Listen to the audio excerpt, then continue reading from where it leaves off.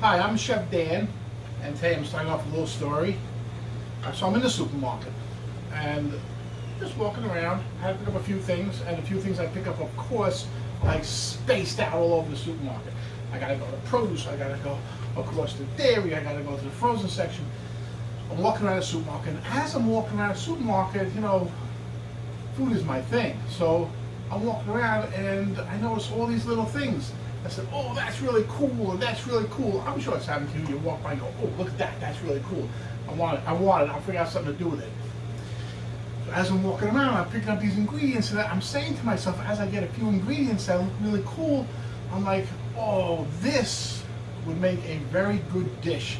A dish that I love, a dish that I can kind of finesse it into a healthier dish, because as it is, it's not too healthy, and that dish is the Rueben Sandwich. Look, I'm in the New York area. You know, Rueben Sandwiches in New York are, delis, New York style delis are, fantastic. I'm telling you, it's wonderful. But Ruben's classic corned beef and sauerkraut, which isn't bad, but it's now got a rich dressing with it, and a lot of cheese on it. So it's not the healthiest thing for you, but here I've kind of, you know, molded it into a more healthy dish. So, without delay, the Rueben Sandwich. Here are some of the ingredients I found, and then we'll put it all together. First, the meat. I found what is known as plant-based deli slices. It's not. Corned beef, it's not. Turkey, it's not. Roast beef, it's not. Ham, it's plant-based deli slices. No meat in it. The company's name is Tofurky. These deli slices are pretty good. Void of meat, so that's what you want. There's some fat in there, so you gotta be careful. You can't have like a pound of it; it's too much. But good flavor, and it's a replacement for your luncheon meats, and it's not bad for you. So you get the Tofurky brand deli slices. There's your corned beef. Next, the cheese. Okay, and cheese you have to be careful of. I found this brand. I don't know how to pronounce it, so let's call it just Chow. Okay. Most cheese that you buy that's non-dairy cheese has an ingredient called casein, C-A-S-E-I-N. Casein is the protein that's found in cheese, and this protein gives that cheese its meltability. Like the best thing about cheese is when it melts, it's gooey and gooey. The casein allows it to be that way. And so if you're going to make cheese from, let's say, tofu, then you need to add casein. A lot of cheeses add casein. These fake cheeses add casein because they allow the cheese to have that meltability, and that's what people want. You can always add flavor to anything and make it taste like cheese. But to get that texture, you need that casein. And that casein is the whole reason why I don't eat cheese. So I don't want the casein in my cheese. There are some cheeses that don't have it. Cheeses made with almonds. Okay, almonds has that fat, and when you kind of process the almonds, you get that meltability kind of thing. This cheese has coconut in it. So that coconut fat, same thing. If like you see coconut fat, you see it in a jar in the store, you see it solid. If you put it under heat, it melts. So that gives it that meltability, so you don't have to add the casein. In any case, just check the ingredients. If it has casein, I put mine back on the shelf. I won't eat it with casein. It defeats the whole purpose of using a non-cheese. But occasionally you want a slice of cheese, you know, fine, that's great. But if you're looking for the cheese substitute, find one without casein. C-A-S-E-I-N, casein. Don't use it. Okay, so I have this cheese. That's very good flavor. Creamy, nice texture, great. Okay. The other thing I found is a very good sauerkraut. Interesting. It has beets in it. The beets are good.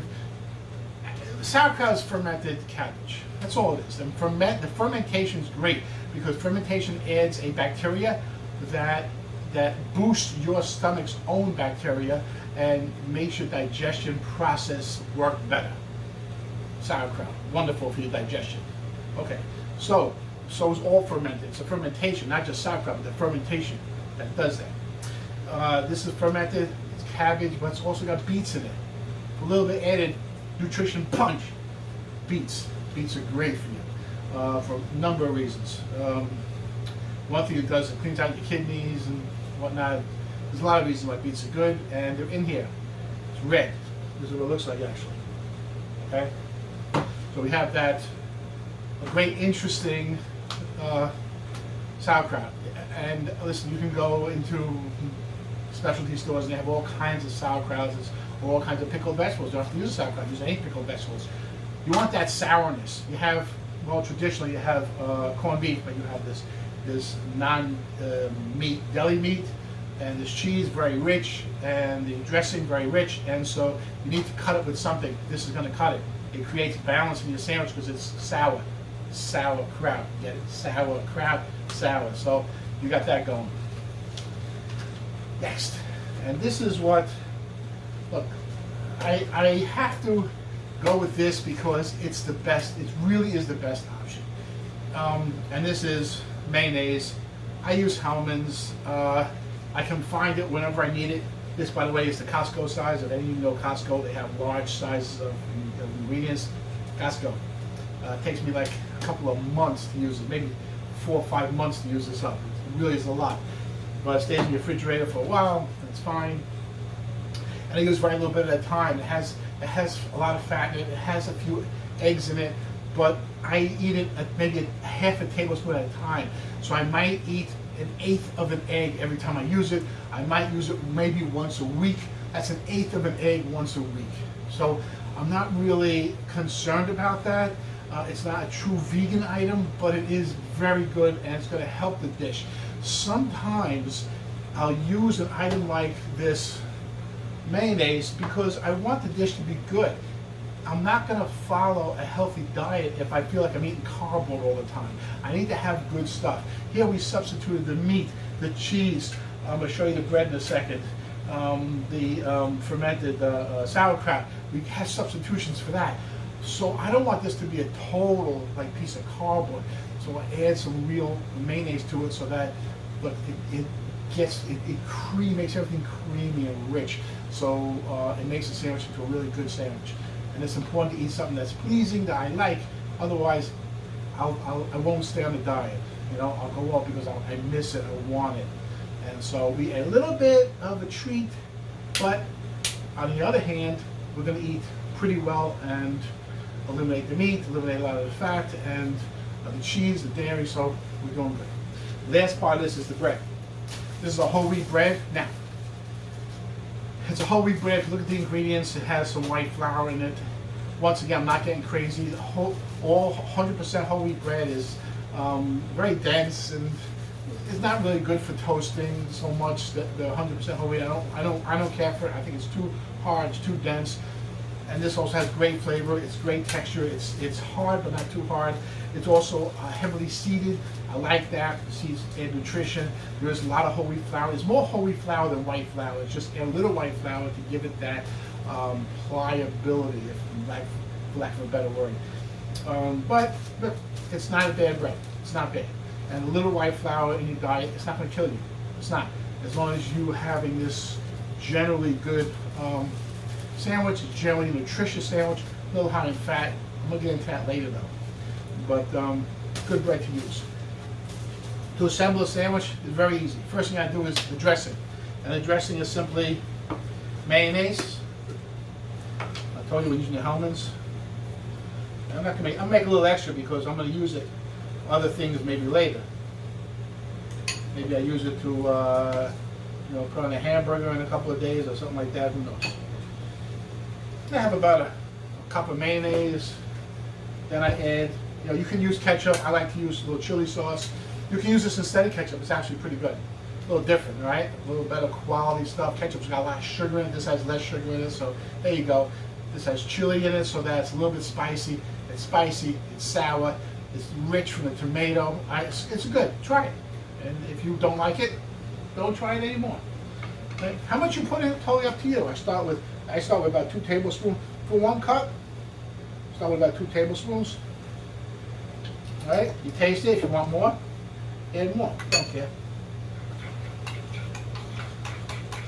And it's starting to look like that French dressing, that orange, creamy French dressing that we all love so much. Okay. Nice, creamy French dressing. Ah, delicious. Okay, so yeah, that, and then the last thing is, you know, every time you have something that's really nice and creamy and rich, you have to cut it somehow. You have to cut it. And how we cut this? Pickles. This is a pickle relish. Yes, it is a sweet relish. It has a little sugar in here and whatnot. Okay, but it has that vinegar in it also, so it's kind of like sweet and sour. And that sourness is going to cut the dressing a lot. And once again, I'm going to add maybe that's a tablespoon or so in there. Can you put other things in this dressing? Absolutely. You can add chopped onions, you can add chopped garlic, you can add chopped capers, you can add chopped olives, whatever you want. But this is your basic dressing. Right? Sometimes that should be, it's like it's a dressing. Consistency of a very thick pancake batter or the consistency of a dressing. And the dressing is really nice. It's rich and it's creamy, but it also has that vinegariness to give it some balance and a good flavor with the chili sauce and the pickles. It's fantastic, fantastic dressing. Very classic for this sandwich. You don't want to use this. You want to say, oh, I don't want the fat. I don't want the fat. I don't want that. Use mustard. Fine. It'll be a little different effect. The sauerkraut is going to be a little bit much if you just use mustard, because this with the sauerkraut, nice balance. So use mustard. You're a little bit out of balance, but the cheese will help that get back into balance a little bit. Not terrible with the mustard. Use a good quality mustard. But if you don't want the fat, hey, it's your sandwich. You can adapt things to it as much as you want. Now, we build a sandwich.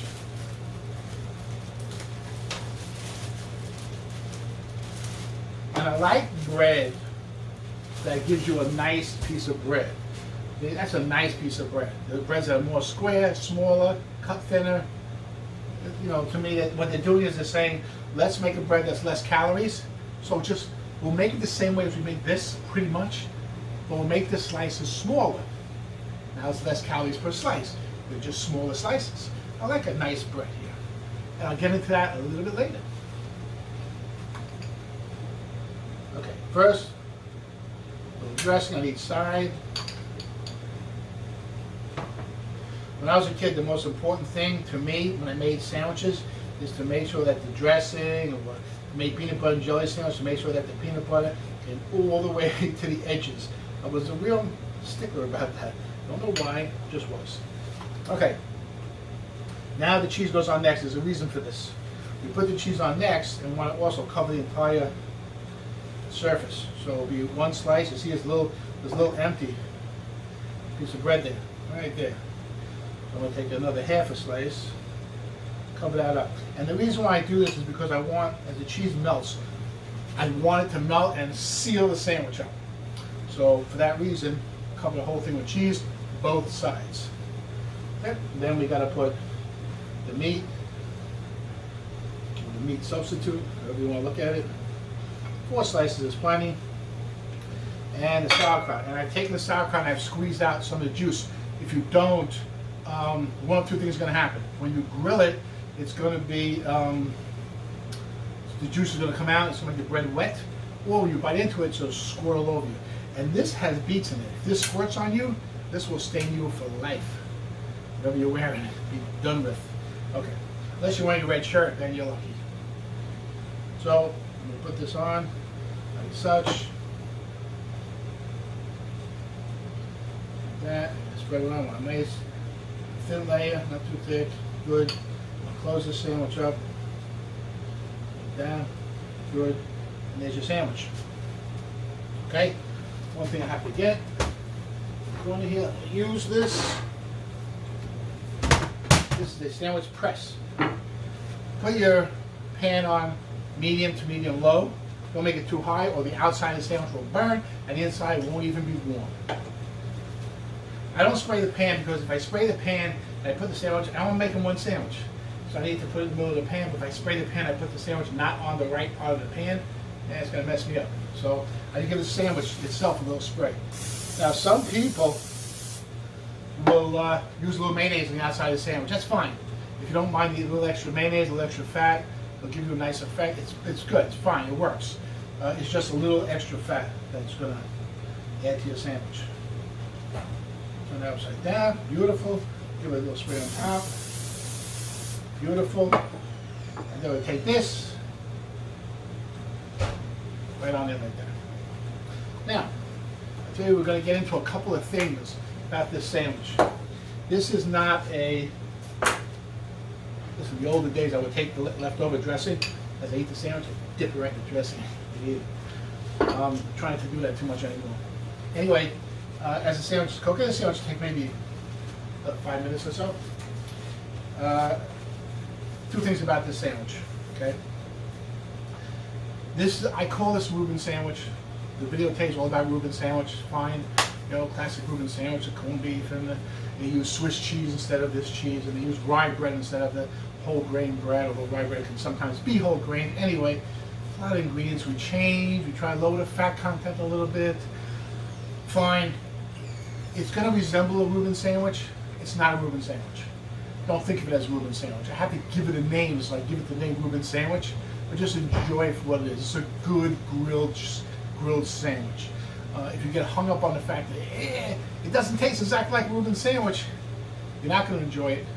You're not going to eat it, and you're going to eat a Rueben sandwich instead. That's a lot of fat. Listen, once in a while you want a Rueben sandwich, great, fantastic. You need that in your life, you know. You're out with friends. You're in New York. You're seeing a Broadway show. You want to eat at a deli because New York's so famous for the deli. You go inside. You have a Rueben sandwich because New York is famous for Rueben sandwiches. Wonderful, wonderful. But this sandwich you can eat once every couple of weeks during the summer, maybe once a week. Have it for dinner one night. Beautiful. And you can do that and enjoy it for what it is. In this cooking where we're taking things and kind of modifying them to lose some of the fat, lose some of the calories, and lose some of the salt and whatnot, enjoy the food for what it is. I make meatballs. I make a night of eggplant. It doesn't have the texture or flavor of an all-beef meatball, okay? But it's good. It has good flavor. It has an interesting texture. I put a nice sauce on it. So it's good. Same thing with the Rueben sandwich I made here. It doesn't have the texture or the flavor of a real Rueben sandwich, but it's close and it's good, so enjoy it. And if you can do that, then you can really eat a lot healthier. The other thing is this. There's a lot in this sandwich. You saw all the ingredients I put in the sandwich. There's a lot. It's a nice sandwich. It's got a good amount of calories, it's got a good amount of fat to it. It's enjoyable, it's nice. Okay, so when we eat this sandwich, what do? You have the sandwich and French fries or potato chips. Or we have light chips or whole grain chips like a sun chip. Still has a lot of fat in it. French fries, we bake our own French fries, but it still has a lot of starch in it, so it has a lot of calories to it, and it has a little bit of fat to it. We make them low fat, but still has a little bit of fat to it. So, do you need that? Do you need that big dinner thing going on? You really don't.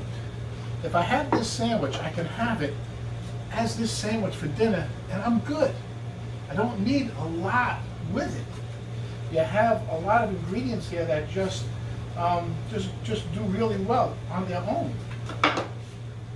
And that's something also that you have to realize, that look at what you're eating. You don't have to have a sandwich and chips and soda and extra coleslaw and extra pickles, and all that stuff adds salt and fat and calories, and it's just a lot of food, especially if you're eating a sandwich for dinner, and then you're gonna watch TV afterwards, or sit around and socialize and do whatever you do, and you're gonna have that big sandwich in your stomach, and you're gonna be saying, oh my God, that was like a lot. I have a sandwich and the French fries.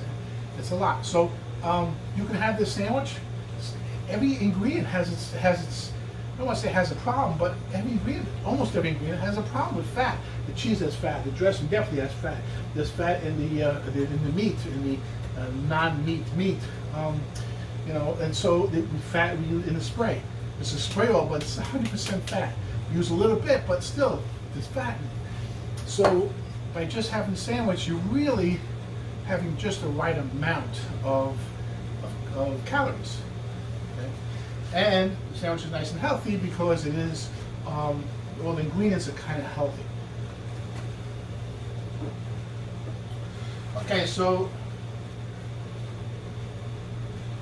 it's coming, looking good. Maybe another minute. And this is wonderful. This will, it kind of gets your sandwich, like when you make a grilled cheese, all right? Old-fashioned way. You put it in the pan and you're sitting with the spatula, you're smashing the sandwich down. Kind of helps the cheese grill. Very nice. This does the same thing. Just put it on and forget about it. And this way, when you're done with the sandwich, it's kind of sealed the sandwich. Remember I told you about the cheese on both sides. Well, putting the weight on top is going to seal that sandwich up, so you can eat it. It's a little more pleasant to eat. I'm telling you. And this looks pretty good. You can also do different things with this kind of technique of dressing and then the cheese and then filling. If you didn't want the meat, let's say, I don't like that meat, I don't want that. I'm going all natural, I don't want the meat. Just use sliced tomato inside. Have the dressing, the cheese, a sliced tomato. If you don't want the dressing, you do a simple grilled cheese, same way. Just cheese, tomato, cheese, bread, grill it. Okay, so you can use this technique to make an assortment of different sandwiches. There you go. Okay, so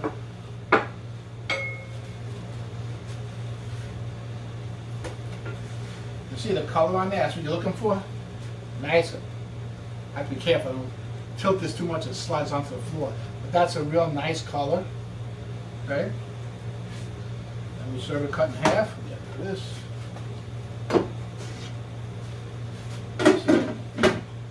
Okay, we serve this, we cut it in half, so I can see what's inside. Beautiful. It's easy. It's easier to eat. And this, look, I can have this and a cup of coffee. For dinner, wonderful. Have this and an herb tea, wonderful. You don't have to have like this and French fries or chips. Okay, this is good. This is good. Looks beautiful, right? See that red in there? Beautiful. Everything. Cheese is nice and melted. Everything tastes good.